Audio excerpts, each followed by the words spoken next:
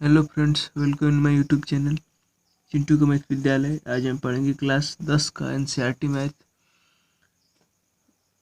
Chapter 5 प्रश्नावली, chapter 5 समांतर श्रेणी और इस चैप्टर का प्रश्नावली 5.3 प्रश्नावली 5.3 का 17वां क्वेश्चन आज हम शुरू करेंगे। इससे पहले के 16 क्वेश्चन हमने कर लिए है। यदि जिन लोगों ने वीडियो नहीं देखा है वो प्लेलिस्ट में जाकर वीडियो देख सकते हैं। तो आइए हम शुरू करते हैं क्वेश्चन नंबर 17। क्वेश्चन नंबर 17 में कहा है कि एक स्कूल के विद्यार्थियों ने वायु प्रदूषण कम करने के लिए स्कूल के अंदर और बाहर पेड़ लगाने के बारे में सोचा। यह निर्णय लिया गया कि प्रत्येक कक्षा का प्रत्येक अनुभाग अपनी कक्षा की संख्या के बराबर पेड़ लगाएगा। उदाहरण के लिए कक्षा 1 का एक अनुभाग एक पेड़ लगाएगा।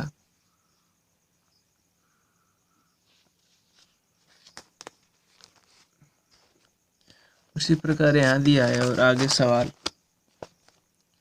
कि कक्षा 2 का एक अनुभाग 2 पेड़ लगाएगा, कक्षा 3 का एक अनुभाग 3 पेड़ लगाएगा और प्रत्येक ऐसी कक्षा 8 तक के लिए चलता रहेगा। प्रत्येक कक्षा में 3 अनुभाग है, तो इस स्कूल के विद्यार्थियों द्वारा लगाए गए कुल पेड़ों की संख्या कितनी होगी।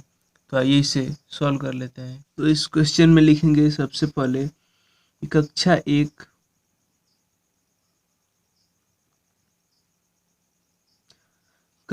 एक द्वारा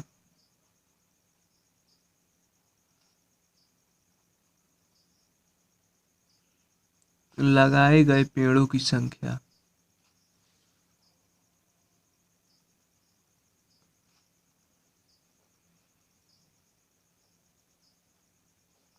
बराबर। क्वेश्चन में कहा है कि कक्षा 1 में है तो 1 लगाएगा, 2 में है तो 2 लगाएगा, 3 है तो 3 में लगाएगा। मतलब जिस क्लास में पढ़ता है उतनी क्लास के बराबर पौधा लगाएगा। और ये कहा है कि एक कक्षा में 3 अनुभाग है। जैसे एक क्लास में होता है class A, class B, class C. जैसे उदाहरण के लिए लिया जाए तो यदि 5वीं क्लास है तो 5A होता है, 5B होता है, 5C होता है। तो यदि 5A का विद्यार्थी एक लगाएगा, 5B का विद्यार्थी एक लगाएगा, 5C का विद्यार्थी एक लगाएगा, तो कक्षा 5 द्वारा यदि लिया जाए तो कक्षा 5 का एक 5 लगाएगा, कक्षा 5B का 5 लगाएगा और कक्षा 5C का भी 5 लगाएगा। तो इस प्रकार कक्षा 5 द्वारा 15 पौधे लगाए जाएंगे। उसी प्रकार यहाँ कहा गया कि कक्षा 1 द्वारा लगाए गए पेड़ों की संख्या, मतलब कि यदि एक ए है, मतलब अनुभाग यदि 3 हो, एक ए, एक बी, एक सी, तो एक ए एक पौधा लगाएगा, एक बी एक पौधा लगाएगा, एक सी एक पौधा लगाएगा। इस प्रकार कक्षा 1 में 3 पौधे लगाए जाएंगे। तो लिखेंगे लगाए गए पेड़ों की संख्या बराबर 1 गुणे अनुभागों की संख्या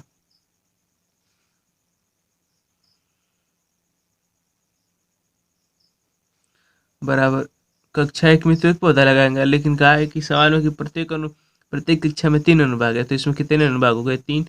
इसीलिए कितने पौधे लगाए जाएंगे? 3।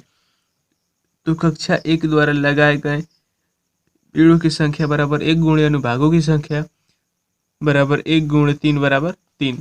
तो कक्षा 1 द्वारा 3 पौधे लगाए जाएंगे। उसी प्रकार लिखेंगे कक्षा 2 द्वारा लगाए गए पेड़ों की संख्या। कक्षा 2 द्वारा लगाए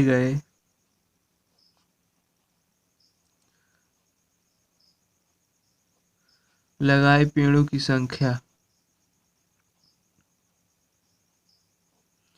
बराबर 2 गुणे अनुभागों की संख्या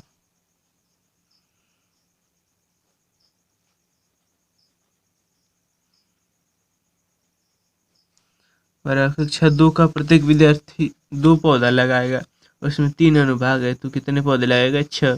तो इस प्रकार कक्षा 2 द्वारा लगाए गए पौधों की संख्या 6 हो गई। अब कक्षा 3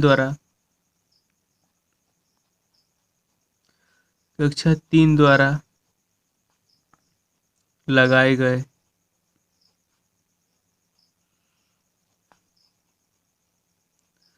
पेड़ों की संख्या बराबर 3 गुणे अनुभागों की संख्या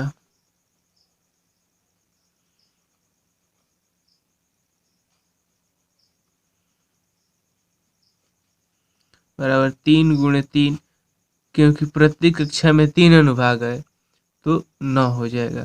तो कक्षा 3 द्वारा 9 पेड़ लगाए जाएंगे। इसी प्रकार यहाँ से लिखेंगे कक्षा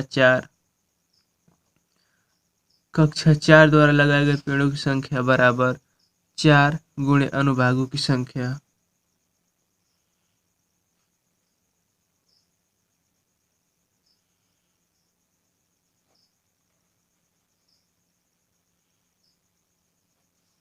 बराबर 4 गुणे 3 बराबर 12 पौधे।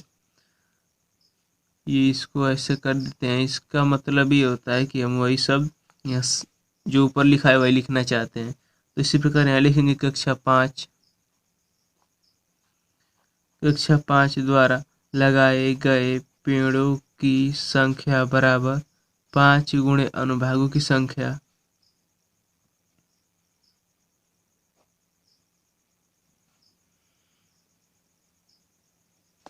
बराबर 5 गुणे 3 बराबर 15। तो कक्षा 5 द्वारा 15 लगाए गए। अब कक्षा 6 द्वारा लगाए गए पेड़ों की संख्या बराबर 6 गुणे अनुभागों की संख्या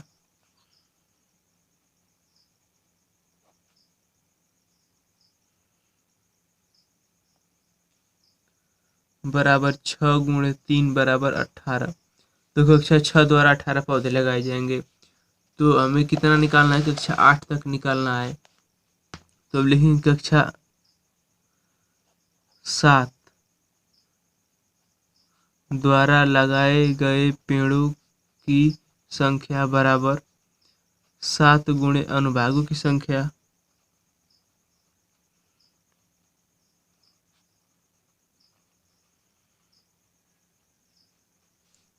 बराबर 7 गुणे 3 बराबर 21। तो कक्षा 7 द्वारा 21 पौधे लगाए जाएंगे। अब लिखेंगे कक्षा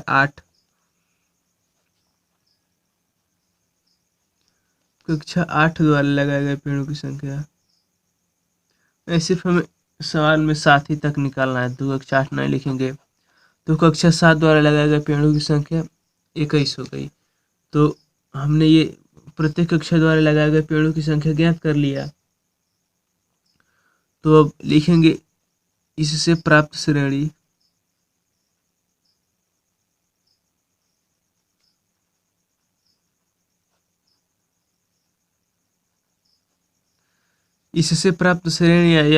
या यह भी लिख सकते हैं कि कक्षा द्वारा लगाए गए पेड़ों की संख्या द्वारा प्राप्त श्रेणी भी लिख सकते हैं। तो हमें कक्षा 1 द्वारा कितने पौधे मिले हैं? 3 मिले हैं। कक्षा 2 द्वारा 6 मिले हैं। कक्षा 3 द्वारा 9 मिला है। कक्षा 4 द्वारा 12, कक्षा 5 द्वारा 15, कक्षा 6 द्वारा 18 और कक्षा 7 द्वारा 21 पौधे लगाए गए हैं। तो इससे हमें एक श्रेणी मिल गई। तो बस इन्हीं का योगफल हमें ज्ञात करना है। तो यदि ये श्रेणी हमें एक मिल जाती है तो इसका प्रथम पद 3 हो जाता है और सर्वांतर निकाल लिया जाएगा। 6 - 3, दूसरे पद में से पहला पद घटा देंगे, बराबर 3 आ जाएगा। और पदों की संख्या भी हमें मिल गया है, क्योंकि 7 ही कक्षा तक लगाना है। 1 से 7, तो n बराबर 7 हो गया। अब हमें यह 7 निकालना है। तो यह 7 मतलब इन सभी का योगफल। तो आइए इसे आगे और लगा लेते हैं।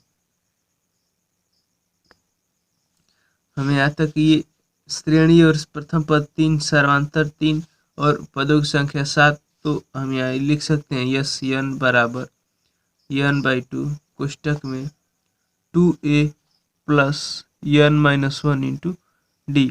तो यहाँ से लिखेंगे यस 7 बराबर 7/2 कोष्टक में 2 गुण प्रथम पद 3 है प्लस n का मान 7 है, 7 - 1 इंटू डी का मान भी 3 है। तो बस इसको सॉल्व कर देंगे।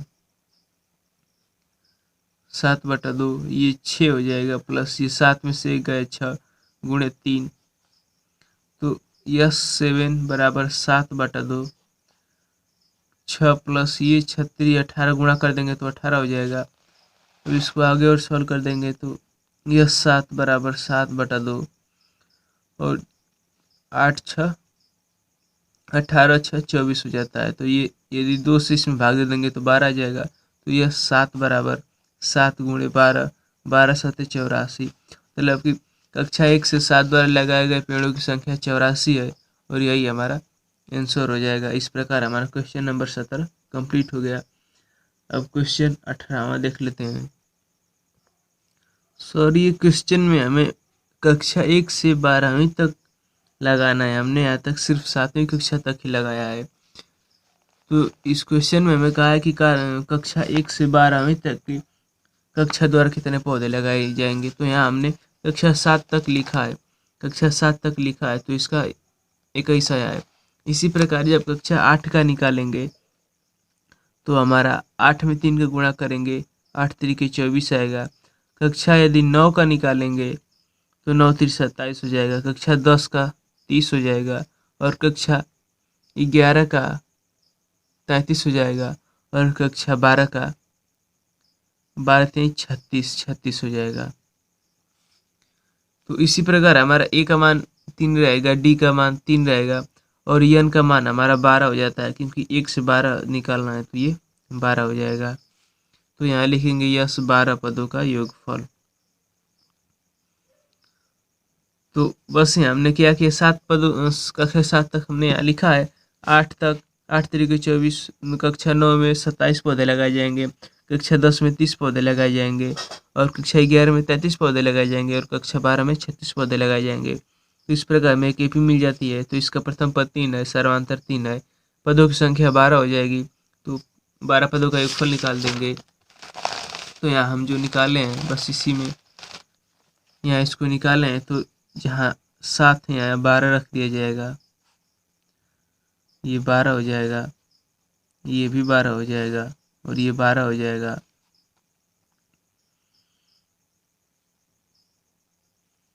तो इसको हम कैंसिल कर देते हैं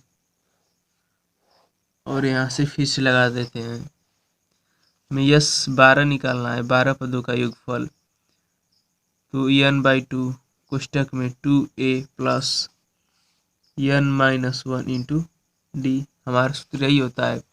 तो हमें n का मान यहाँ से हम देख सकते हैं कि a का मान 3 है, सर्वांतर 3 है, n का मान 12 है। तो यहाँ लिख देंगे यस 12 बराबर 12/2 गुणे 3 रहेगा, प्लस कोष्टक में 12-1 इंटू सर्वांतर 3 है तो 3 रख देंगे। तो इसको गुणा कर देंगे, यस 12 बराबर 12 में 2 का भाग दे देंगे 6, अंदर 3 दूना के 6 हो जाएगा, प्लस 12 में से 11 गुणे 3।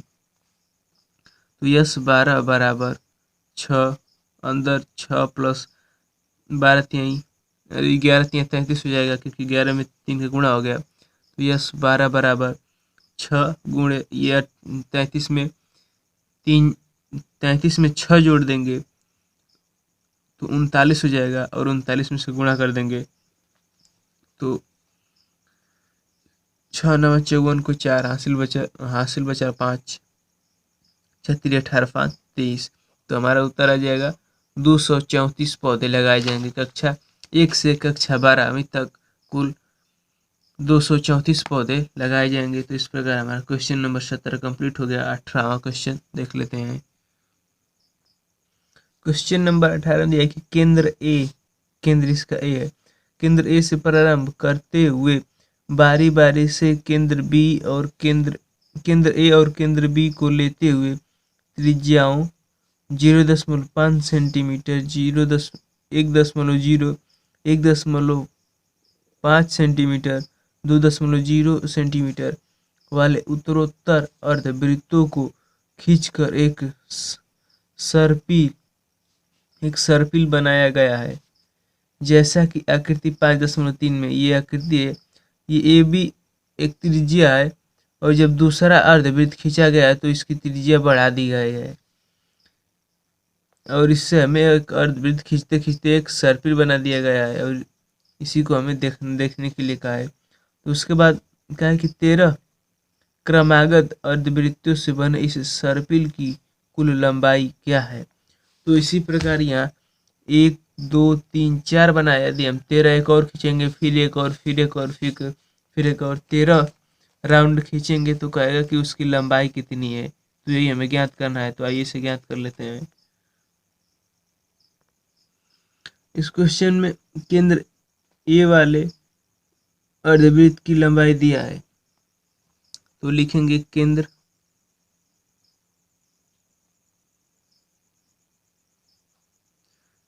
ए वाले अर्धवृत्त की त्रिज्या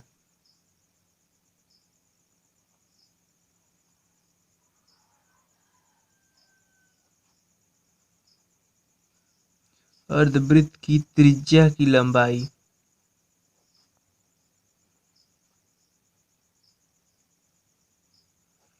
बराबर L1, और L1 का मान दिया है 0.5 सेंटीमीटर। इसी प्रकार केंद्र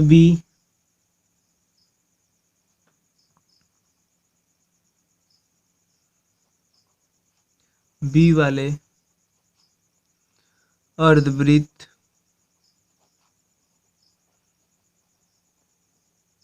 की त्रिज्या की लंबाई L2 बराबर 1.0 सेंटीमीटर। इसी प्रकार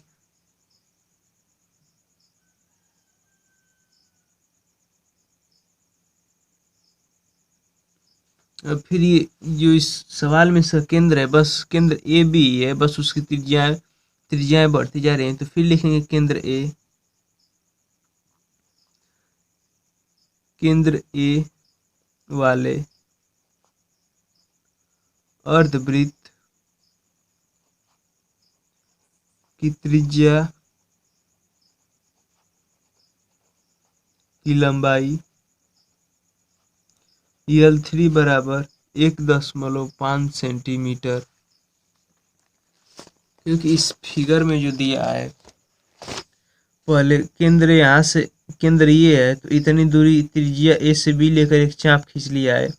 फिर उसके बाद केंद्र बी लिया है, तो केंद्र बी से ये त्रिज्या लेके ये चाप खींच लिया है, और फिर केंद्र ए से इतना दूरी लेके ये चाप खींच लिया है। फिर केंद्र बी से इतना दूरी लेके ऊपर का चाप खींचेगा। मतलब पहली बार केंद्र ए रहेगा, फिर बी रहेगा, फिर ए रहेगा, फिर बी रहेगा, फिर ए रहेगा, फिर बी रहेगा। इसी प्रकार हमारा केंद्र ए बी आपस में रहता रहेगा। तो यहाँ से हमने पहली बार जो है, तो केंद्र ए वाले त्रिज्या की लंबाई इतनी, केंद्र बी की त्रिज्या की लंबाई, अब फिर ए पे आएगा, फिर ए वाले केंद्र की भी त्रिज्या की लंबाई, फिर बी केंद्र पर जाएगा।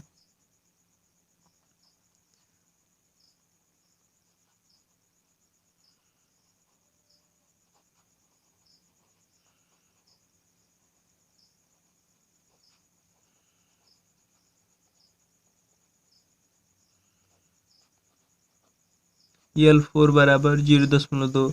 इसी प्रकार ये चलता रहेगा। कितनी बार? 13 बार हमें लिखना है। तो लिखेंगे कि इस प्रकार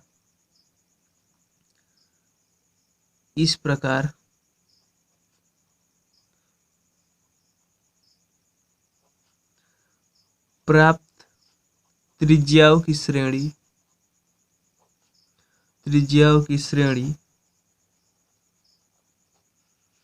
बराबर पहले 0.5 है, फिर उसके बाद 1.0 है, फिर उसके बाद 1.5 है, फिर उसके बाद 2 है, 2.0 है, फिर उसके बाद ये बढ़ता चला गया है 13 बार, इतना है। फिर उसके बाद 3 हो जाएगा, 0.3, फिर 3.5, डॉट डॉट डॉट बढ़ता जाएगा।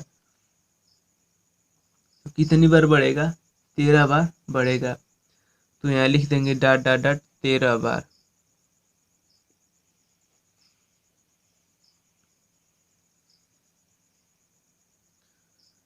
तो अब यहाँ से हम ज्ञात करेंगे। इसलिए कुल लंबाई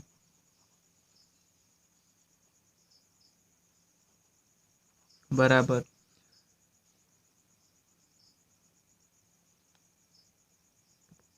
ये त्रिज्याएं दी हैं तो इनका हम योगफल ज्ञात करेंगे तभी तो हमें कुल लंबाई मिलेगी। तो कुल लंबाई यस 13 बराबर 13/2 कोष्टक में 2a plus n minus 1 into D. यही सूत्र लगाएंगे तो यस 13 बराबर 13/2 कोष्टक में 2 गुणे प्रथम पद 0.5 है प्लस सर्वांतर 0.5 है माइनस 1 नहीं, ये पदों की संख्या 13 है, पदों की संख्या 13 है और सर्वांतर 0.5 है। यदि दूसरे पद में से पहला पद घटाएंगे 0.1 में से 0.5 घटाएंगे तो यहाँ से लेगा 10 हो जाएगा, 10 में से 5 गया 5, 0.5 तो सर्वांतर 0.5 है, प्रथम पद भी 0.5 है। तो इसको सॉल्व करते हैं तो यस 13 बराबर 13/2 कोष्टक में यदि 0.5 में 2 का गुणा करेंगे तो 0.1 हो जाएगा प्लस ये 13 में से गया 12 गुणे 0.5 तो यस 13 बराबर 13/2 कोष्टक में 1.0 प्लस 12 में 5 का गुणा करते हैं तो 12 5 60 और एक स्थान पे दशमलव लग जाएगा तो 6.0 हो जाएगा। तो ये हो जाएगा 13/2 गुणे ये 1.0 और 6.0 को जोड़ेंगे तो 7.0 हो जाएगा। तो यस 13 का मान हमें आ गया 7.0 13/2 गुणे 7.0 तो ये हमें यस 13 का मान आ गया। तो हमें कहा है कि कुल जो सर्पिल बना है उसकी लंबाई, तो ये सर्पिल जो बन रहा है अर्धवृत्त बन रहा है, अर्धवृत्त बन रहा है तो अर्धवृत्त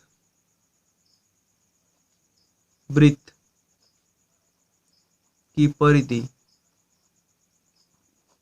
वृत्त की परिधि 2πr होती है और यदि अर्धवृत्त की परिधि में तो अर्धवृत्त निकालना होगा तो वृत्त में 2 का भाग देंगे तो 2 से 2 कट जाएगा तो हमें अर्धवृत्त की परिधि क्या मिलेगी πr। तो यदि अर्धवृत्त की हमें परिधि निकालना होता है तो πr सूत्र हो जाता है। तो यह 13 अर्धवृत्तों की त्रिज्याओं का योगफल हम इतना मिल गया है तो बस इसी में πr में इसका मान रख देंगे तो आगे और सॉल्व कर देंगे इसको। तो अब यहाँ लिखेंगे कि इसलिए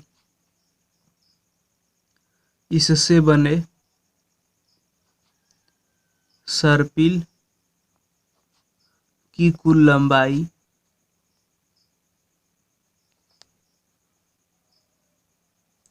लंबाई बराबर πr, क्योंकि एक सर्पिल की लंबाई πr है और 13 सर्पिलों की लंबाई, तो हमने 13 त्रिज्याओं का योगफल इतना ज्ञात कर लिया है। त्रिज्या के स्थान पर रख देंगे तो लिखेंगे बराबर पाई का मान 22/7 गुणे 13/2 और ये 0.7 है तो बस इसी को सॉल्व कर देंगे तो इसको लिखेंगे 22/7 गुणे 13/2 और 7.0 को हम 7 लिखते हैं क्योंकि किसी भी संख्या के दाहिने ओर यदि 0 हो तो दशमलव हो तो उसको हम छोड़ देते हैं। तो ये 7 से 7 कट जाएगा, 2 से 11 बार में ये कट जाएगा तो 11 गुणे 13 बराबर 143 सेंटीमीटर। ये हमारा आंसर हो जाएगा। तो ये हमारा क्वेश्चन नंबर 18 कंप्लीट हो गया। अब क्वेश्चन नंबर 19 देख लेते हैं। क्वेश्चन नंबर 19 का है कि 200 लट्ठे, ये लट्ठे रखे गए हैं लकड़ी के, लट्ठों को ढेरी के रूप में इस प्रकार रखा गया है कि सबसे नीचे वाली पंक्ति, ये 3 पंक्तियां दिखाया है तो इसमें सबसे नीचे वाली पंक्ति में 20 लट्ठे हैं, उससे अगली पंक्ति में 19, इस पंक्ति में 19 लट्ठे हैं उससे अगली पंक्ति में 18 लट्ठे हैं। तो ये 200 लट्ठे कितनी पंक्ति में रखे गए हैं तथा सबसे ऊपरी पंक्ति में कितनी लट्ठे हैं। तो इसे सॉल्व कर लेते हैं। तो इसमें लिखेंगे प्रत्येक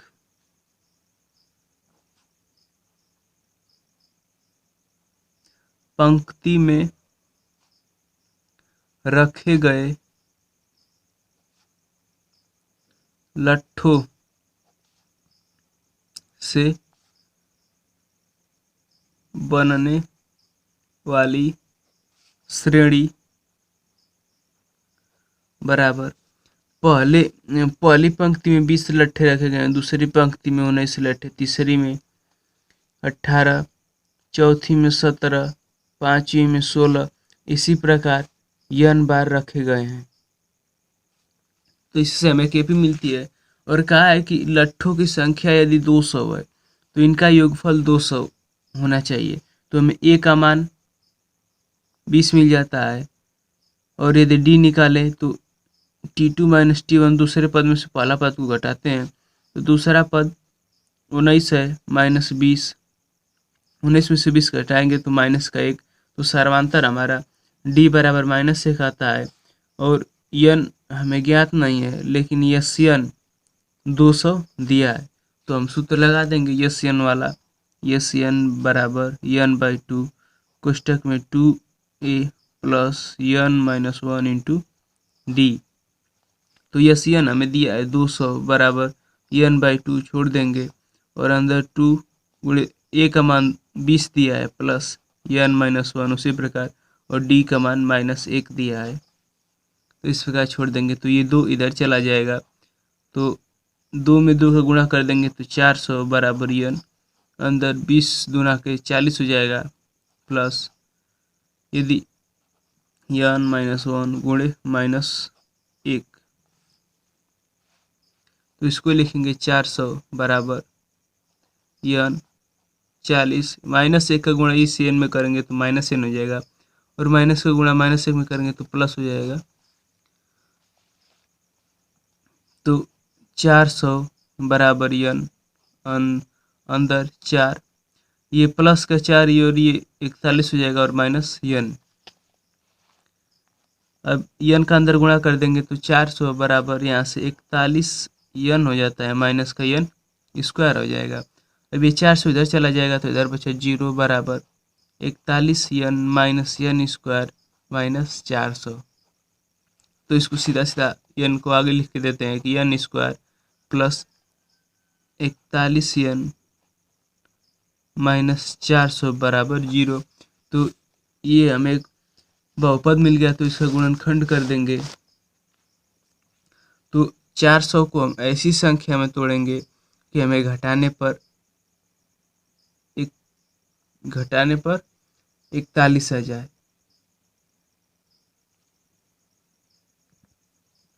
तो ये माइनस n स्क्वायर है प्लस 41 माइनस 400, तो यदि हम माइनस को कॉमन कर लेते हैं, माइनस कॉमन करेंगे तो n स्क्वायर माइनस 41 n और ये प्लस का 400 बराबर 0। ये 0 इधर गुणे में इधर भागे में चला जाएगा तो n square minus 41 n plus 400 बराबर 0। जब 0 में माइनस को भाग देंगे तो 0 ही बचेगा। तो अब हम इसको गुणनखंड करेंगे, तो अब हमें क्या मिलता है कि 400 को हमें ऐसी संख्या में तोड़ना है कि जोड़ने पर 41 आ जाए और गुणा करने पर 400। तो इसको हम तोड़ लेते हैं, तो हम 400 का गुणनखंड यहीं पे कर देते हैं। अभाज्य गुणनखंड तो 2 से भाग दे देंगे तो 2 आ जाएगा, फिर 2 से 100 हो जाएगा, फिर इसमें 2 से भाग दे देंगे तो 50 होगा, फिर 2 से भाग देंगे 25 हो जाएगा, 25 अब 3 से नहीं कटेगा, 4 से नहीं 5 से भाग दे देंगे तो 5 हो जाएगा, 5 से भाग दे देंगे 1 हो जाएगा। तो 2 4 8 2 दूना के 4 दूना के 8 दूना के 16 और ये 25 हो जाता है। तो 25 और 16 में गुणनखंड हमारा बन रहा है।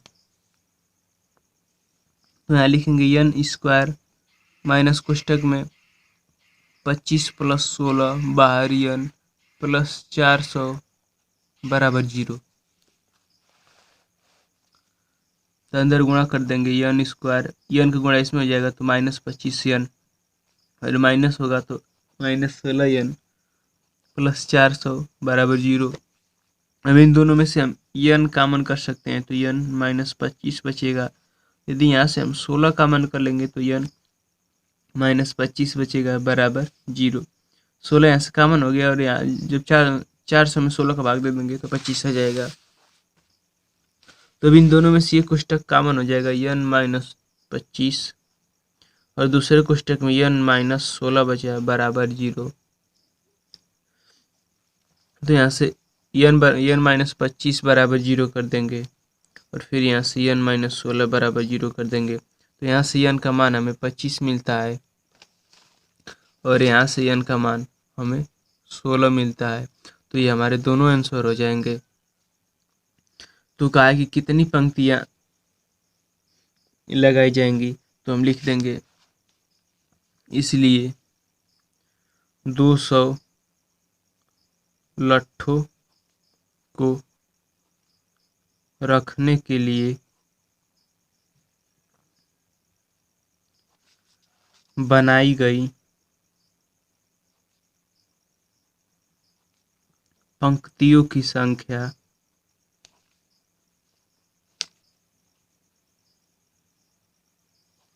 बराबर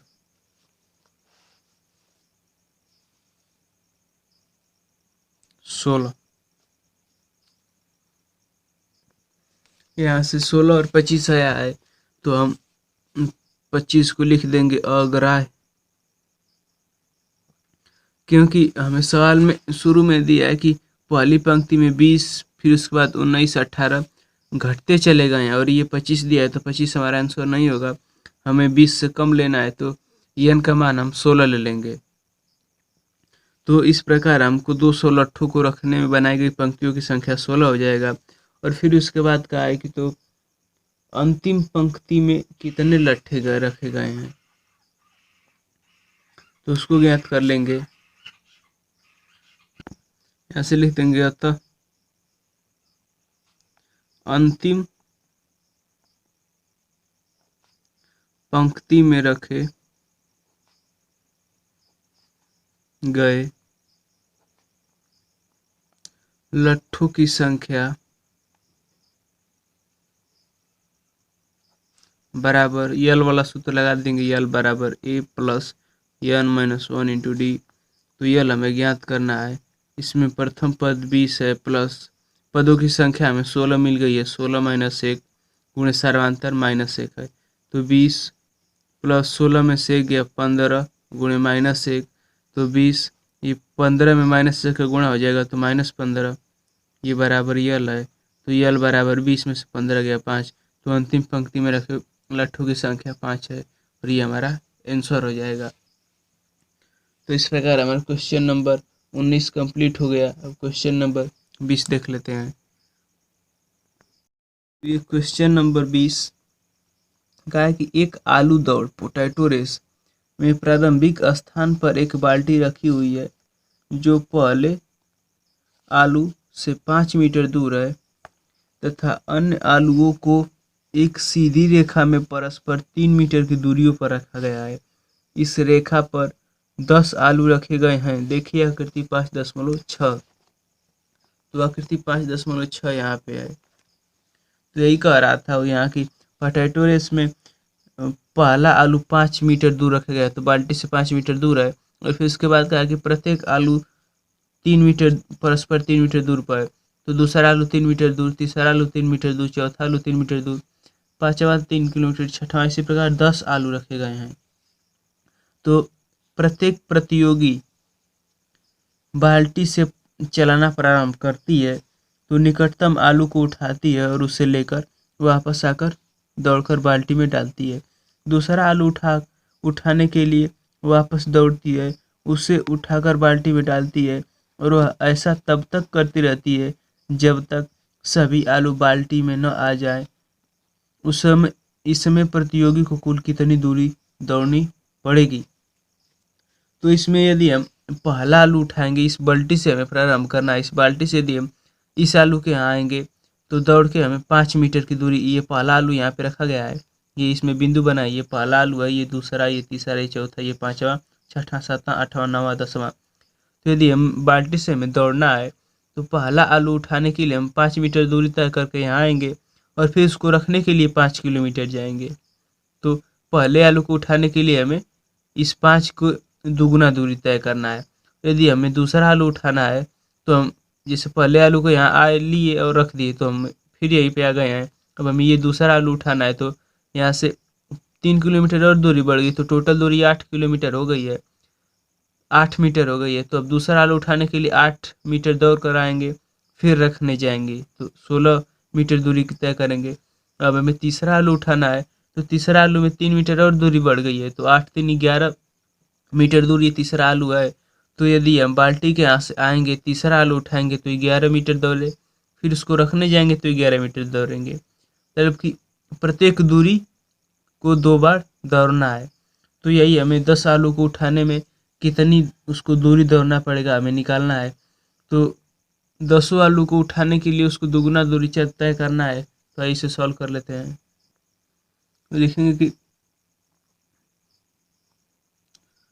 आलूओं को बाल्टी में रखने में चली गई दूरी की श्रेणी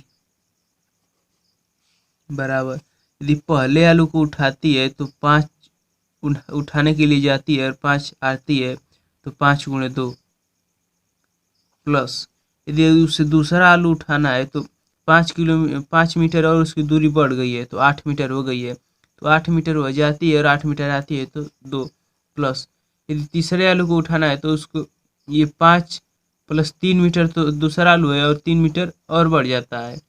अब इसको इधर रखने उठाने के लिए जाएगी, उठाने के लिए आएगी, इसमें 2 का गुणा कर देंगे, प्लस यदि चौथा आलू को उठाना है तो 3 किलोमीटर और दूरी बढ़ जाएगी, 3 मीटर, तो ये 8 3 11 3 14 किलोमीटर हो गया। अब 14 किलोमीटर वो रखने उठाने के लिए आलू जाएगी, फिर वापस आएगी। इसी प्रकार कितनी बार? 10 बार,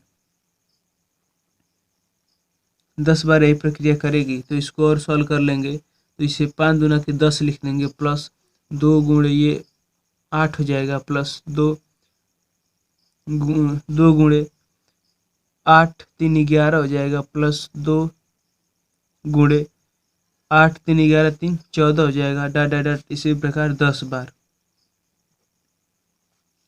तो फिर ये 10 हो जाता है, प्लस ये 8 दूना के 16, प्लस ये 11 दूना के 22, प्लस 24 दूना 28, डॉट डॉट डॉट 10 बार।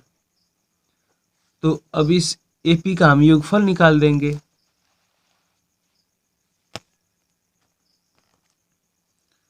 तो यहाँ से हमें प्रथम पद 10 मिल जाता है, प्रथम पद 10, और यदि सर्वांतर निकाला जाए तो दूसरे पद में से पहला पद घटा देंगे, तो 16 माइनस 10 बराबर 6 मिल जाता है, और पदों की संख्या 10 है। तो हम यस एन का फार्मूला लगा देंगे, यस एन बराबर n बाई 2 कोष्टक में 2a plus n minus 1 into D. तो लिखेंगे यस 10 बराबर 10 बटा 2 कोष्टक में 2 गुणे 10, प्रथम पद 10 है, प्लस n पदों की संख्या भी 10 है, माइनस 1 इंटू डी का मान 6 है। तो लिखेंगे यस 10 बराबर 10 में 2 का भाग दे देंगे 5, ये 10 में 2 का गुणा कर देंगे 10 20 हो जाएगा, प्लस 10 में 1 गया 9 गुणे 6। तो यस 10 बराबर 5 कोष्टक में 20 प्लस 9 6 9 54 होता है। इसको और आगे सॉल्व कर देंगे, तो यस 10 बराबर 5 5 गुणे ये जोड़ देंगे 50 20 74 हो जाएगा। तो यस 10 बराबर 5 चौको 20 को 0 80 बचा 2, और 7 बचे 35 35 तो 37, तो उसको कुल कितनी दूर तय करनी पड़ेगी? 370 मीटर। फिर यही हमारा आंसर हो जाएगा। तो इस प्रकार ये हमारा क्वेश्चन नंबर 20 कंप्लीट हो गया। और इस प्रकार हमारी प्रश्नावली 5.3 आज पूरा समाप्त हो गई। कल हम अगले वीडियो लेक्चर में प्रश्नावली 5.4 पढ़ेंगे, जो कि ऐच्छिक एक्सरसाइज है। यदि जिसको भी कोई सवाल समझ नहीं आया वो मुझे कमेंट कर सकता है। यदि वीडियो पसंद है तो वीडियो को लाइक करें, चैनल को सब्सक्राइब करें। Thanks for watching.